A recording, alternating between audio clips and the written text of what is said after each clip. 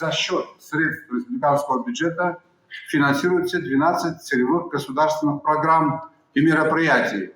Общий объем бюджетных средств, направленных на программные мероприятия, составил 464 миллиона рублей. В том числе реализация программы «Жилище-2022» – 37 миллионов рублей. Обладателями обеспеченных финансированием сертификатов участника программы стали 47 человек, которым приобретено жилье. Реализацию мероприятий на поддержку электроэнергетики – 142 миллиона рублей.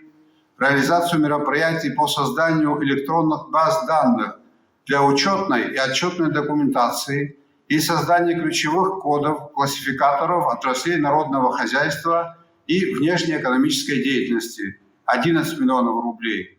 Реализацию программы развития сельского хозяйства в 2021 и 2022 годах уже выделено 118 миллионов рублей. Реализацию мероприятий в сфере культуры – 57 миллионов рублей. Реализацию мероприятий в сфере образования и языковой политики – 54 миллиона рублей. Реализацию мероприятий в области физической культуры, спорта и молодежной политики – 42 миллиона рублей.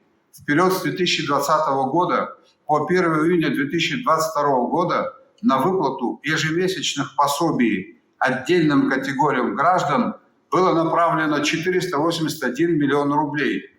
Получателями пособий являются 7982 человека.